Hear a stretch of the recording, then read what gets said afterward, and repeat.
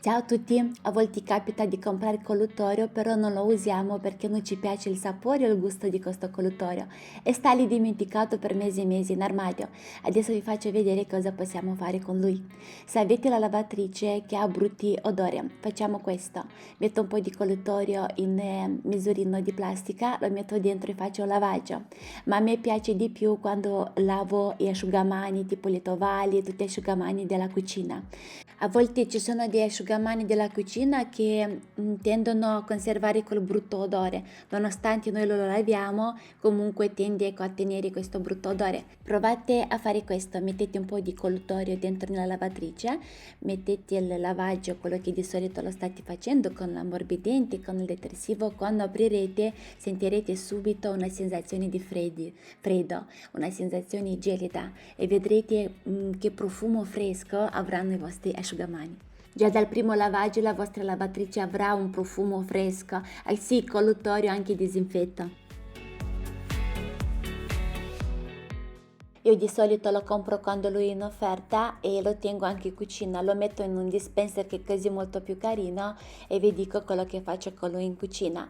Ad esempio, quando noi tagliamo il pesce, salmone o anche cipolla, non tutte quelle cose che lasciano brutto odore, faccio questo, metto un po' di acqua calda, metto un po' di colluttorio, giustamente prima laviamo tutto con il detersivo per i piatti e dopo li metto a mollo così con un po' di colluttorio, metto anche la spugnetta, tipo cortelli, tutto quello che è assorbito e quegli odori che non li vogliamo, li lascio 5-10 minuti a mollo così, li risciacquo e non vi dico che profumo fresco che c'è. Ad esempio come igiene di WC, metto un po' di colluttorio, lo lascio agire per circa 5-10 minuti e dopo tiriamo giù l'acqua e il nostro WC è pulito. Volete stupire i vostri ospiti? Fate questo. Abbiamo bisogno dell'olio di semi freddo. Ho messo un po' di olio e lo metto in frigo che mi si raffredda. Adesso prendiamo il succo naturale di frutta rossa. Metto in questa ciotola un po' di succo. Ho bisogno anche di un po' di gelatina. Metto a mollo un po' di gelatina in acqua fredda. Faccio bollire il succo per circa 4 minuti. Dopo aggiungo la gelatina e lo lascio bollire altri 6-7 minuti. Nel frattempo vedremo che il succo è diventato più denso. Prendiamo il contagocce. Con questo contagocce prendiamo il succo che è ancora comunque molto caldo e l'olio molto freddo e facciamo come delle palline su questo olio. Quando entra in contatto il succo caldo con l'olio si trasforma subito in queste piccole palline.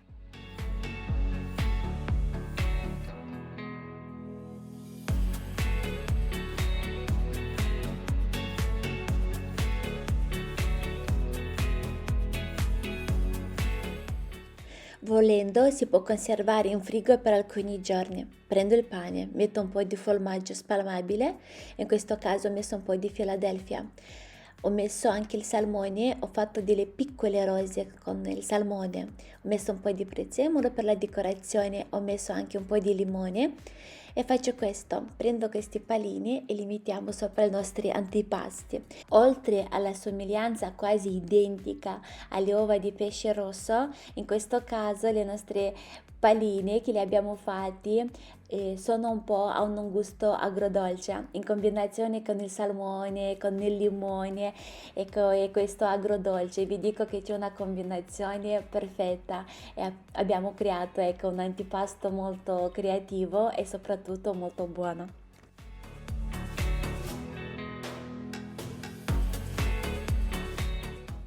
Nell'altro video avevo condiviso con voi come lavo io il camino, cioè con cenere. Tanti di voi siete rimasti stupiti e contenti del risultato. Oggi vi voglio fare vedere con cenere come possiamo lavare i tegami, le casserole, tutto quello che abbiamo in cucina. Questa l'ho lasciata io apposta che fa sì che diventasse molto sporca. Ricordate come davanti a voi proprio in pochi secondi me l'ha sgrassata molto bene. Non abbiamo usato detersivi aggressivi e l'ha sgrassata e l'ha lavata veramente bene. Dopo giustamente io lo lavo anche con detersivo per i piatti e brilla, semplicemente non lo so, è favoloso. Provo a farvi vedere sui diversi tegami come veramente lo sgrassa molto bene e lo pulisce, ma veramente pochi secondi per farla diventare come nuova, e soprattutto ho notato che anche dà una sensazione che dopo brilla. Adesso ve lo spiegherò meglio. Ho trovato in cantina una moka del caffè, mio marito tantissimi anni fa lo portava a lavoro e stava lì dimenticata, buttata così, era già da buttare via. Ho fatto questa, l'ho portata in casa e l'ho lavato con la cenere. Il risultato è veramente spettacolare. Oltre che me l'ha pulita bene, ho notato anche che gli ha dato tipo, l'ha fatta diventare molto più lucida.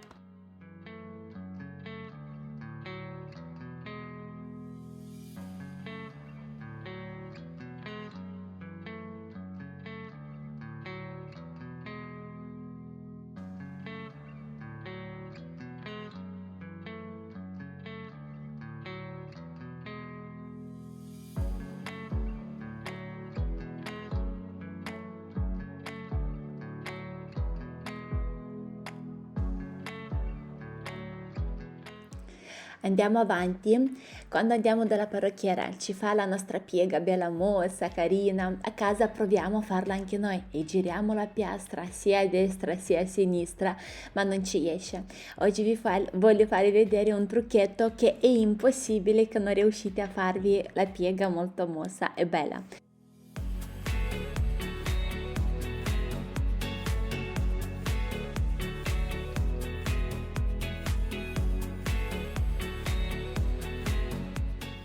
Ho notato che in questo modo anche dura di più. Dopo resta soltanto di aprire un po' questi onde e abbiamo la nostra piega.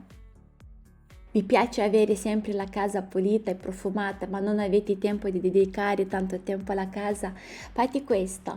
Ad esempio il filtro della cappa sono quelli che richiedono più tempo. Li potete mettere in lavastoviglie. La sera quando mettete qualche piatto a lavare avete un po' di spazio, potete mettere anche il filtro. Stessa cosa vale per i contenitori dove mettiamo l'ammorbidente, il detersivo, nella lavatrice. Basta mettere in lavastoviglie la spugnetta. In questo modo voi riuscite comunque a mantenere queste cose che richiedono più tempo, ma tenerli sempre puliti e profumati. Ospiti all'ultimo momento, come raffreddare in pochi minuti una bottiglia di vino o il tè o qualche succo. Facciamo questo: prendiamo un strofinaccio, lo bagniamo in acqua, abbiamo bisogno che sia umido e mettiamo dentro le nostre bottiglie. Li mettiamo in freezer, in questo modo in pochi minuti abbiamo le nostre bevande fredde.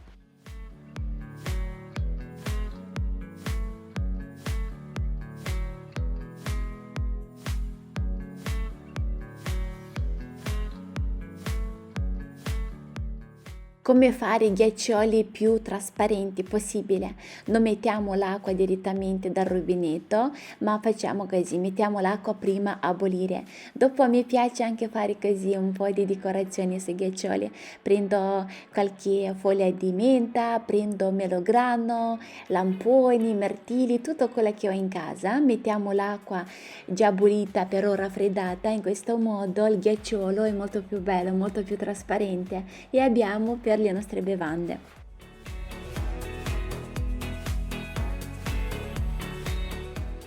Un'altra cosa creativa per voi: cosa possiamo fare con le foglie di riso? Di solito vengono usate per gli involtini. Noi oggi facciamo questo. Ho bisogno di foglie di riso comunque molto più piccoli. Con le forbici li taglio il cerchietto più piccolo, li spruzzo con un po' di acqua così loro si ammorbidiscono. Metto sopra comunque un po' di semi di sesamo o di chia, ho messo un po' di paprika e alcuni li ho lasciati così trasparenti. Li mettiamo in forno a 180 gradi per circa 6-7 minuti.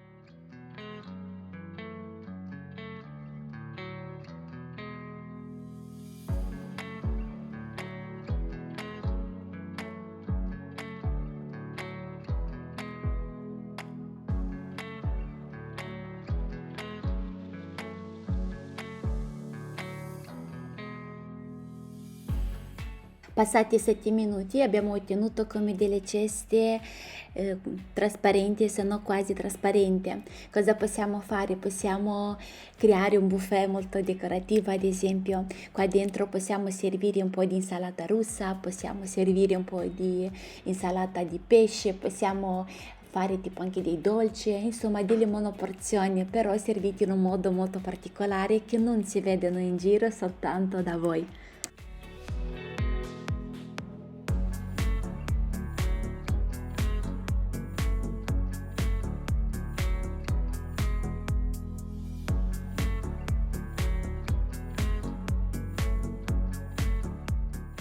Come congelare la carne macinata?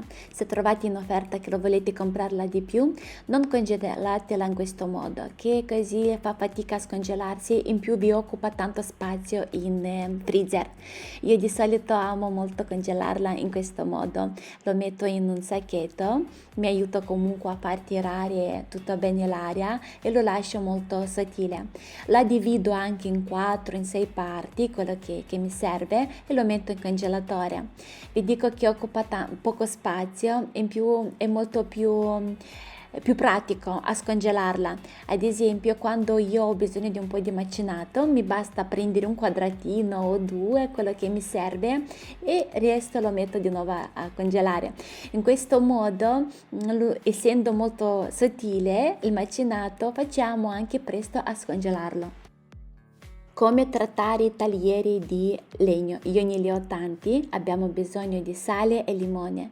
Spalmo un po' di sale e dopo con il limone lo laviamo, lo puliamo in questo modo. Vi dico che una disinfetta e due vi lascerà comunque i taglieri un odore molto fresco, un profumo molto fresco. Per un trattamento più mirato facciamo questo: almeno una volta all'anno prendiamo l'olio di oliva, lo mettiamo a scaldare quasi bollente, con un pennello li spalmiamo, li lasciamo tutta la notte e il secondo giorno li laviamo con detersivo per i piatti. In questo modo crea come una specie di barriera e loro non assorbono gli odori e in più rimangono idratati. Il cestino della spazzatura lo volete sempre pulito? Fate così: quando mettete i sacchetti non mettete soltanto uno, mettetene 2, 3. Io aggiungo anche un po' di bicarbonato, così assorbi i cattivi odori e anche l'umidità. Mettiamo più sacchetti, che così quando noi prendiamo il sacchetto che si è riempito, se devi gocciolare qualcosa, gocciola sul sacchetto che sta sotto, ma non direttamente nel cestino. In questo modo lo abbiamo sempre pulito. La mia domanda è la stessa: quali di questi trucchetti non li avete mai visto? Questo mi aiuta a capire che tipo di video devo fare il prossimo. Ragazzi, il mio video finisce qua. Se ti è piaciuto, sostenimi con un commento, con un mi piace, iscriviti al mio canale e noi ci vediamo presto. Ciao ciao!